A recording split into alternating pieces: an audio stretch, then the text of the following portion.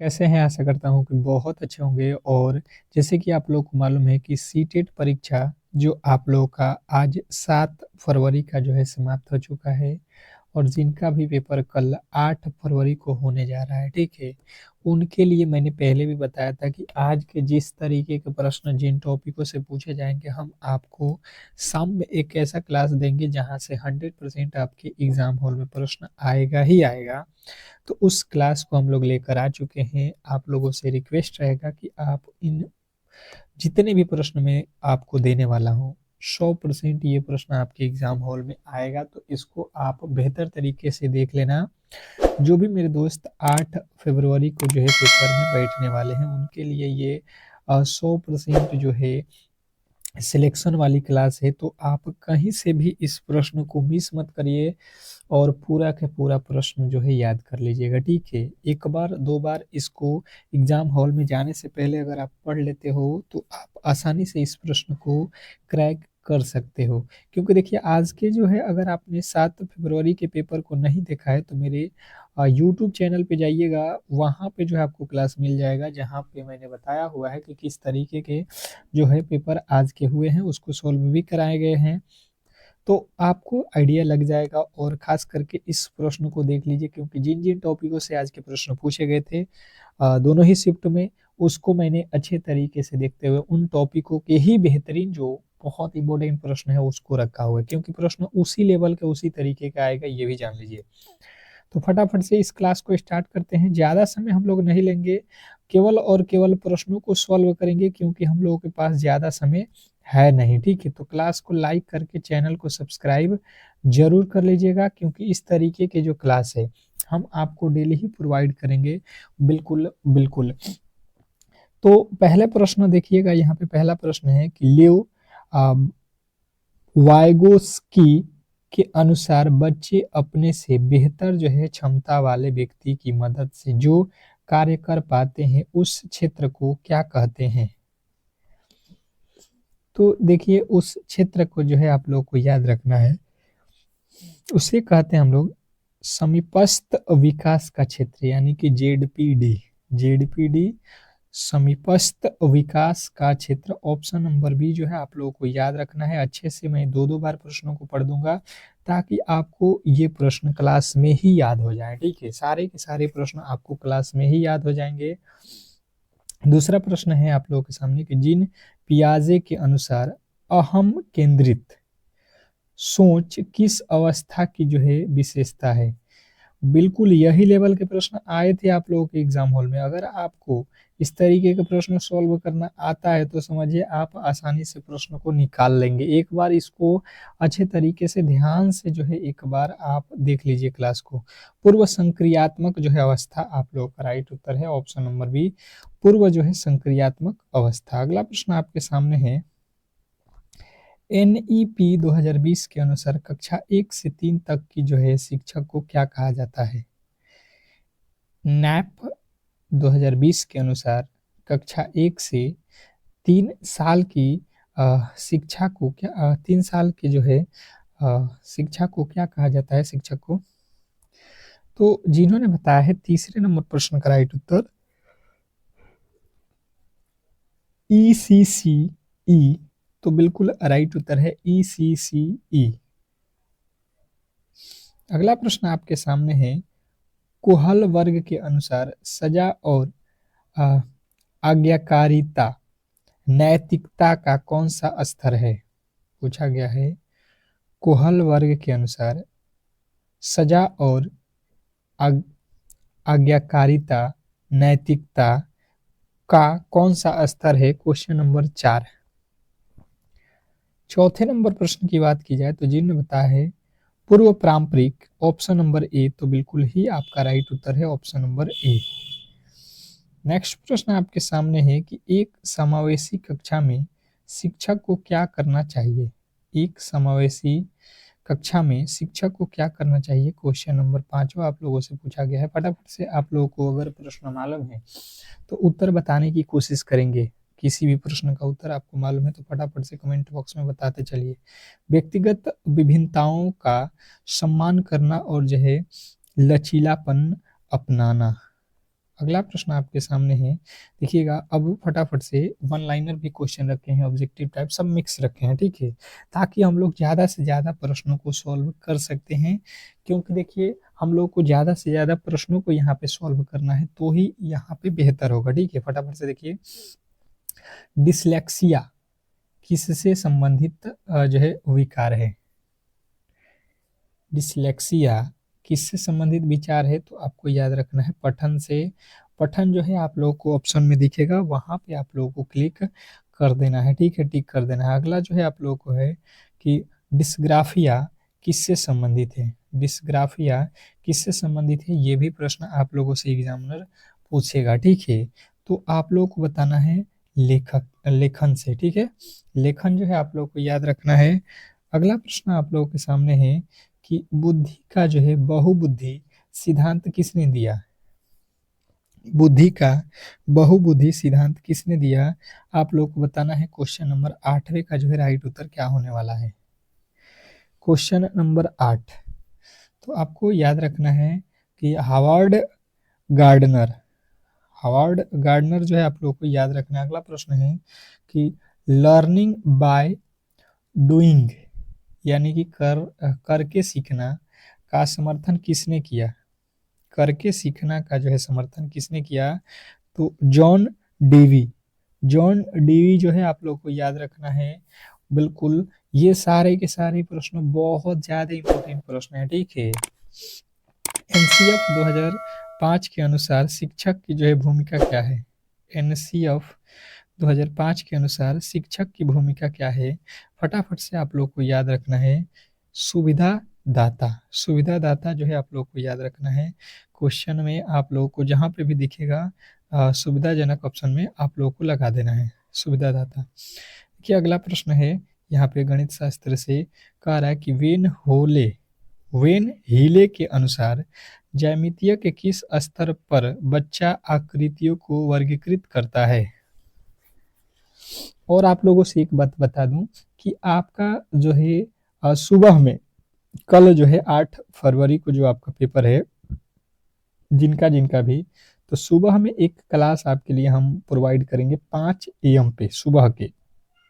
तो आप लोग सभी लोग इस क्लास को देखकर ही झुक जाना एग्जाम हॉल में।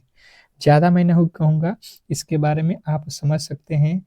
इस क्लास को करने के बाद से आप आसानी से जो है एग्जाम हॉल में जाना और देखना आपका क्या स्कोर होता है। तो सभी लोगों से रिक्वेस्ट रहेगा कि इस क्लास को किसी भी हालत में मिस मत करना।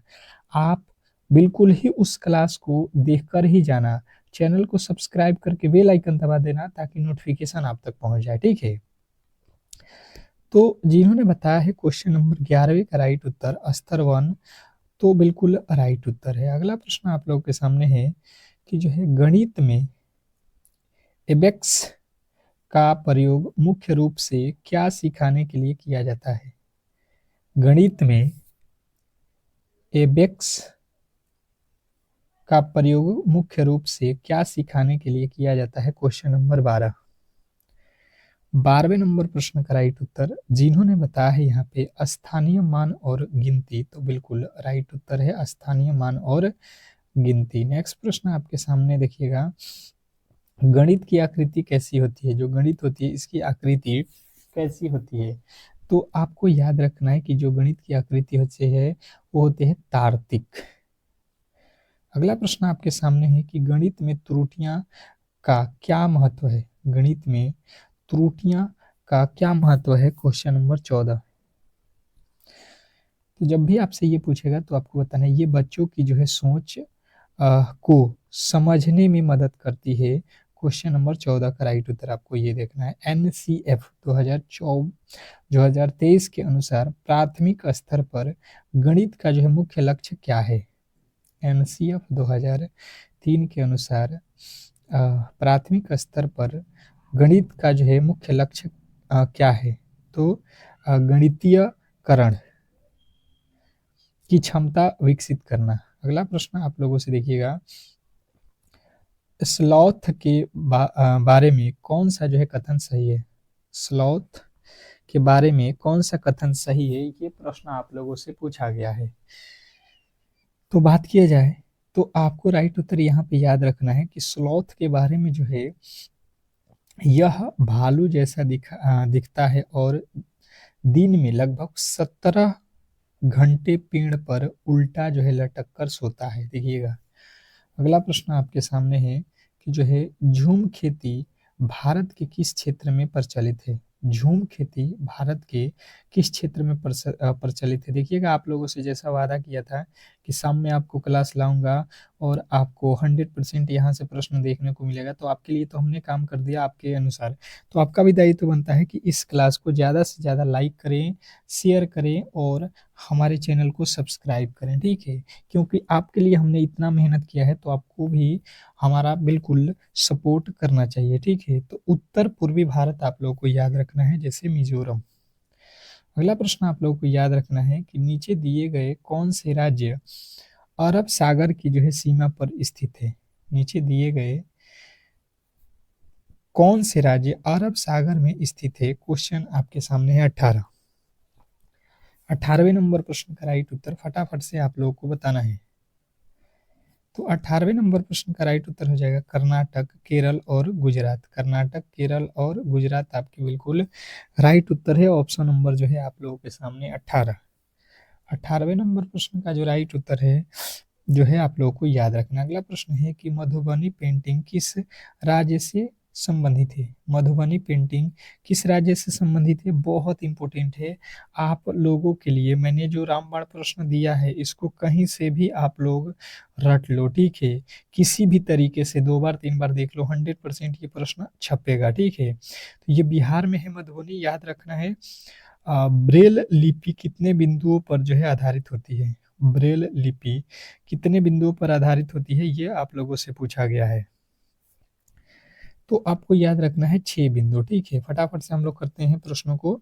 अगला प्रश्न है कि खेजड़ी वृक्ष कहाँ पाया जाता है? खेजड़ी वृक्ष कहाँ पाया जाता है? देखिएगा फटाफट से, यही लेवल के प्रश्न आपके एग्जाम हॉल वाला पूछेगा, क्योंकि आज भी इसी तरीके का प्रश्न पूछा गया था। और कल जो 8 फरवरी वाला जब आपका पेपर है, आज जो है समझ लीजिए 7 से 8 घंटा बाद जब आप बैठोगे तो यही प्रश्न आपको देखने को मिलेगा। राजस्थान रेगिस्तान आपको याद रखना है। रेगिस्तानी ओक कहाँ पाया जाता है? रेगिस्तानी ओक कहाँ पाया जाता है? फटाफट से आपको बताना है। क्वेश्चन नंबर 22वें नंबर प्रश्न का राइट उत्तर बताना है सभी लोगों को। तो जिन्होंने बताया है यहाँ पे ऑस्ट्रेलिया, उनका बिल्कुल राइट उत्तर है। अगला प्रश्न है पक्षी अपनी गर्दन बहुत ज्यादा क्यों हिलाते हैं? पक्षी अपना जो गर्दन होता है बहुत ज्यादा क्यों हिलाते हैं, बताइएगा। क्वेश्चन नंबर 23वें नंबर प्रश्न का राइट उत्तर सभी लोगों को बताना है। तो आपको याद रखना है कि पक्षी जो होते हैं ये जो है अपना गर्दन इसलिए हिलाते हैं क्योंकि इनकी आंखों की पुतली स्थिर होती है। अगला प्रश्न आपके सामने है। अगला देखिएगा, आप लोगों के सामने कह रहा है कि मिजोरम में की जाने वाली जो है लॉटरी आधारित खेती को क्या कहते हैं? मिजोरम में की जाने वाली लॉटरी आधारित खेती को क्या कहा जाता है? तो आपको याद रखना है टीन खेती। टीन खेती जो है आपका बिल्कुल राइट उत्तर। अगला प्रश्न है ईवीएस की जो है एकीकृत प्रकृति का मतलब जो है क्या है? ईवीएस की एकीकृत जो है प्रवृत्ति का मतलब क्या है? तो आपको याद रखना है यहाँ पे विज्ञान, सामाजिक विज्ञान और पर्यावरण का एक साथ शिक्षण। अगला प्रश्न आपके सामने है कि चोम्स्की के अनुसार बच्चों में भाषा सीखने की जो है क्षमता कैसी होती है? तो भाषा सीखने की जो क्षमता होती है ये जन्मजात होती है। ऑप्शन आपको यहाँ पे दिया रहेगा, ठीक है? भाषा अर्जन और भाषा अधिगम के मुख्य अंतर क्या है? भाषा अर्जन और भाषा अधिगम में मुख्य अंतर क्या है? तो आपको याद रखना है प्रवेश स्वाभाविकता का अंतर होता है, ठीक है? अगला प्रश्न है मातृभाषा का प्रयोग जो है कक्षा में क्या है? तो ये जो है आप लोग को याद रखना एक महत्वपूर्ण संसाधन है। अगला प्रश्न है कि जो है सतत और व्यापक मूल्यांकन का मुख्य उद्देश्य सीखने जो है सतत और व्यापक मूल्यांकन का जो उद्देश्य क्या है, तो आपको बताना है सीखने की जो है प्रक्रिया में सुधार। अगला प्रश्न है आप लोगों के सामने कि जो है ब्लूम के वर्गीकरण में सबसे उच्च स्तर क्या है? ब्लूम के वर्गीकरण में सबसे उच्च स्तर क्या है? तो सृजन आप लोगों को याद रखना है, ठीक है। चलिएगा अगले प्रश्न की ओर चलते हैं। अगला प्रश्न देखिए आप लोगों के सामने है, फटाफट से कह रहा है कि समालोचनात्मक चिंतन क्या है? समालोचनात्मक चिंतन क्या है? तो आपको याद रखना है कि ये जो होता है आपका तथ्यों का विश्लेषण और मूल्यांकन करना। क्या है? तथ्यों का विश्लेषण और मूल्यांकन करना। ऑप्शन आपको यहाँ पे दिया रहेगा, आपको राइट उत्तर लगा लेना है। हमको फटाफट से जो है प्रश्नों को, ज्यादा से ज्यादा प्रश्नों को करना है, इसलिए हमने जो है वन शॉट जो है यहाँ पे बनाया हुआ है। अगला प्रश्न है आर आरटीई 2009 के अनुसार कक्षा 1 से 5 के लिए न्यूनतम कार्य दिवस जो है आप लोग को याद रखना है 200 दिन। न्यूनतम कार्य दिवस 200 दिन आपको याद रखना है। जो भी आप लोगों के ऑप्शन में 200 दिन जहाँ पे भी देगा उसको लगाना है। अगला प्रश्न है प्राथमिक स्तर पर शिक्षा का माध्यम क्या होना चाहिए? प्राथमिक स्तर पर शिक्षा का माध्यम क्या होना चाहिए? फटाफट से आप लोग बताओगे कि ये जो है मातृभाषा होना चाहिए, ठीक है। प्राथमिक स्तर पर शिक्षा का जो माध्यम होना चाहिए ये प्राथमिक होना चाहिए। जहाँ पे भी ऑप्शन हो आपको ये लगा देना था। एक समावेशी कक्षा में विभेदित निर्देशक क्या है? एक समावेशी कक्षा में विभेदित निर्देश क्या है? तो आपको याद रखना है कि छात्रों की जरूरत के अनुसार अलग अलग शिक्षण तरीके, छात्रों की जरूरत के अनुसार अलग अलग शिक्षण के तरीके जो है आपके राइट उत्तर हो जाएगा। अगला प्रश्न आप लोगों को याद रखना है कि अधिगम का जो है सबसे सक्रिय तरीका है। अधिगम का सबसे सक्रिय तरीका जो है आपके राइट उत्तर यहाँ पे बताना है। तो आपको जो है यहाँ पे याद रखना है कि अधिगम में का जो है सबसे सक्रिय जो तरीका है ये अन्वेषण है। क्या है? अन्वेषण। अगला प्रश्न आपके सामने है कि बाल केंद्रित कक्षा में छात्र होते हैं। बाल केंद्रित कक्षा में छात्र जो है आप लोग को बताना है कि जो है क्या होते हैं। तो देखिए आपको ये प्रश्न जब पूछेगा तो आपको याद रखना है कि बाल केंद्रित कक्षा में जो छात्र होते हैं ये सक्रिय भागीदारी होते हैं। ऑप्शन में आपको दिया रहेगा, आपको राइट उत्तर लगाना है। हाथी एक दिन में कितने किलो झाड़ पत्तियां खा सकती है? हाथी एक दिनों में कितने झाड़ पत्तियां खा सकती हैं? तो 100 किलो से अधिक जो है आपको याद रखना है। यहाँ पे जो है आपके अगला प्रश्न देखिएगा, झुंड की नेता कौन होती है? झुंडों की नेता कौन होती हैं? तो देखिए झुंडों की नेता होती है सबसे बुजुर्ग हाथियां, ठीक है, आपको याद रखना है। नेक्स्ट प्रश्न, अगला प्रश्न है कि बिना बीज के अपने वाला पौधा, बिना बीज के उगने वाला पौधा जो है आपको बताना है यहाँ पे कि जो है कौन सा होता है। तो देखिए बिना बीज के जो है उगने वाला जो पौधा होगा, अगर आपसे पूछता है तो केला या फर्न जो है आपको याद रखना है, ठीक है। अगला प्रश्न देखिए कह रहा है कि मलेरिया की दवा किस पेड़ की जो है छाल से बनती है? मलेरिया की जो है दवा किस पेड़ की छाल से जो है बनती है, ये आप लोग को जो है पूछा जाएगा, ठीक है। और इसके राइट उत्तर आपको याद रखना है कि मलेरिया की दवा जो है सिनकोना से बनता है। ये जो है आपका राइट उत्तर हो जाएगा। अगला प्रश्न आप लोगों से पूछा गया कि कौन सा पक्षी झटके से अपनी जो है गर्दन पीछे करता है? कौन सा पक्षी झटके से अपना गर्दन पीछे करता है? तो आपको यहाँ पे जो है याद रखना है कि झटके से जो है पीछे करने वाला जो पक्षी है ये मैना है, आपके राइट उत्तर हो जाएगा, ठीक है।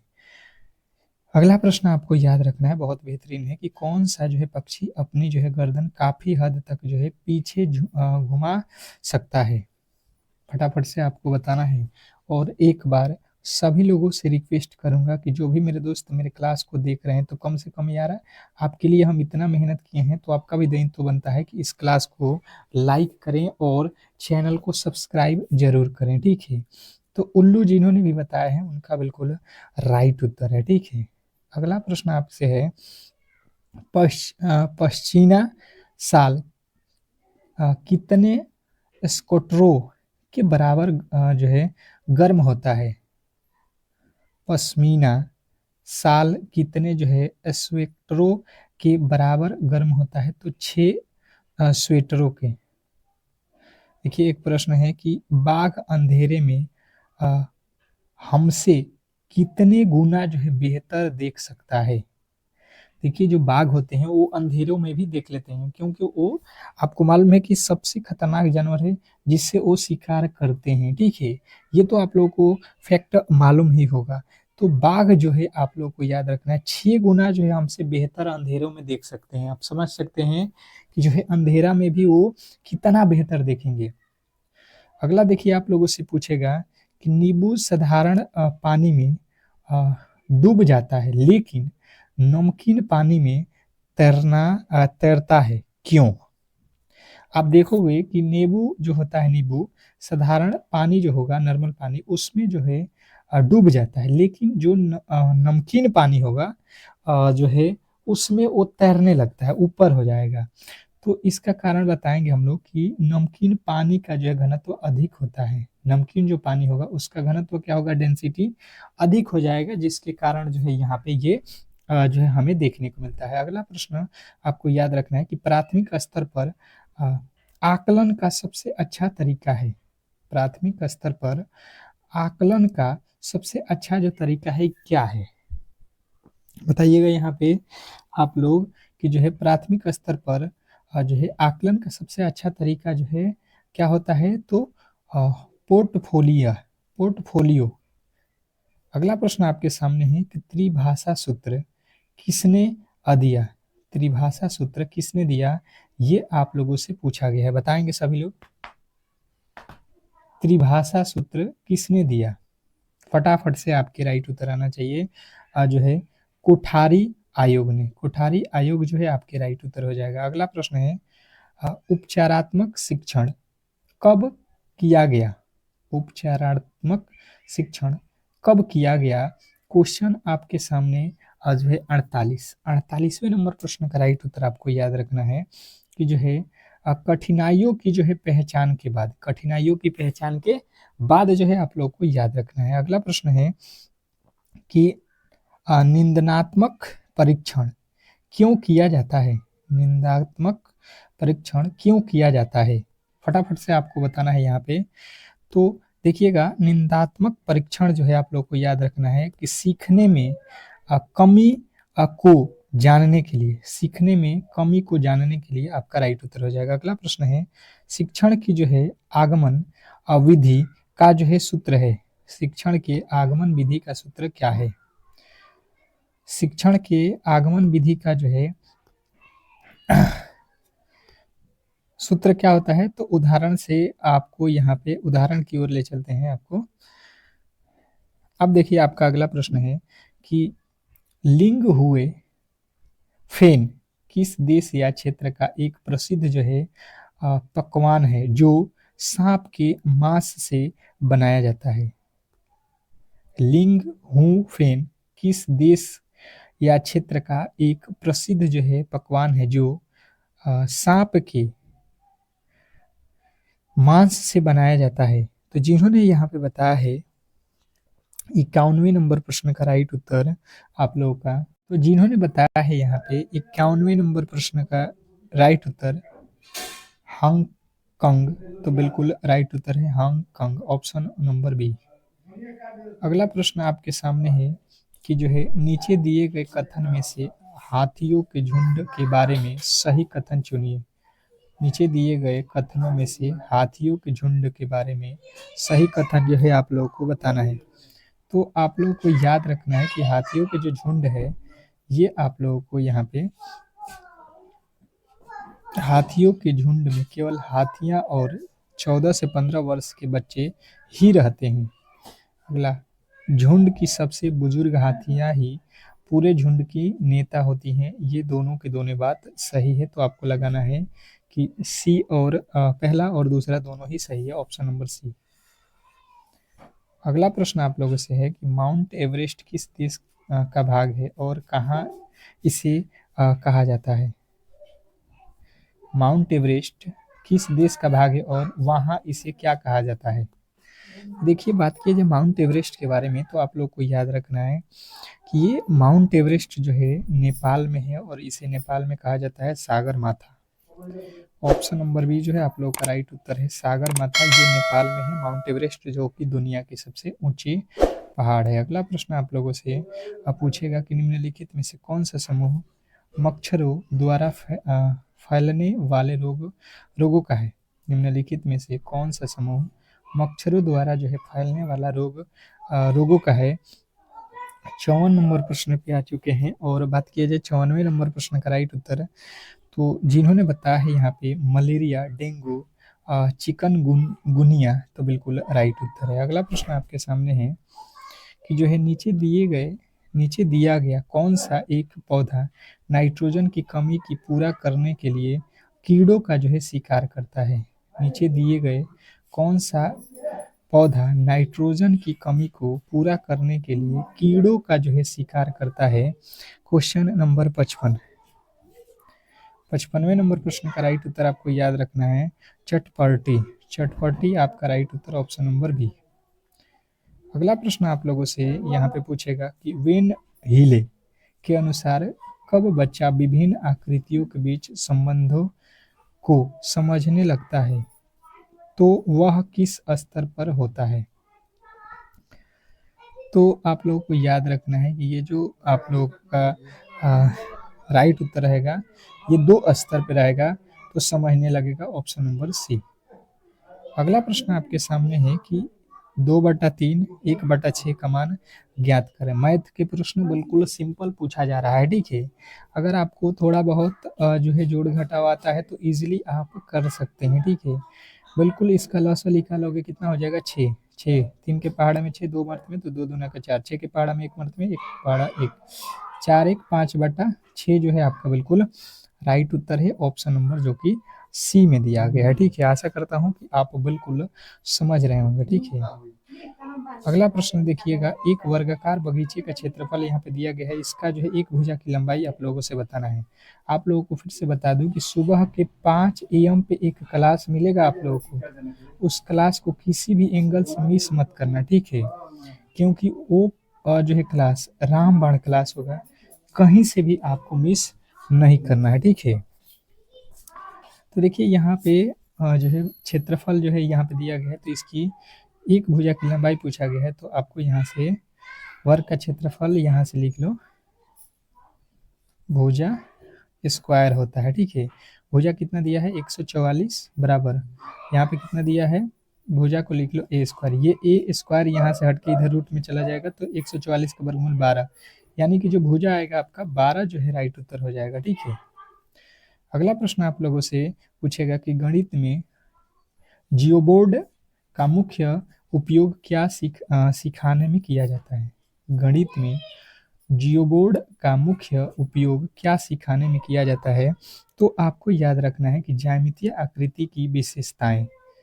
अगला प्रश्न आप लोगों से पूछेगा कि जो है उपचारात्मक शिक्षण का मुख्य उद्देश्य ये मुख्य कार्य क्या है?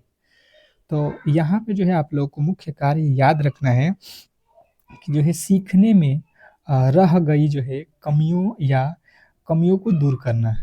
अगला प्रश्न आप लोगों से पूछेगा कि नोआम चुकमस्की के अनुसार बच्चों में भाषा सीखने की क्षमता जो है बताइएगा कि भाषा जो सीखने की क्षमता है ये जन्मजात है, ठीक है। अगला प्रश्न पूछेगा कि स्टीफन क्रेसन के अनुसार भाषा को स्वाभाविक रूप से ग्रहण करना क्या कहलाता है? तो भाषा को स्वाभाविक रूप से ग्रहण करने को जो है आप लोग को याद रखना है भाषा अर्जन कहा जाता है, ठीक है। अगला प्रश्न है कि कक्षा में बहुभाषिता को किस रूप में देखा जाना चाहिए?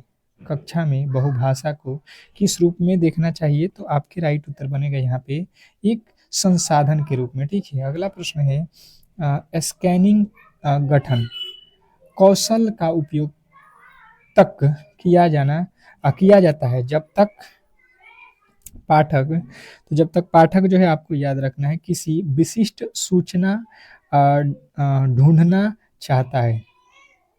अगला प्रश्न आप लोगों से पूछेगा कि बच्चों के भाषा विकास का जो है क्रमिक रिकॉर्ड रखने के लिए सबसे प्रभावी उपकरण कौन-सा है?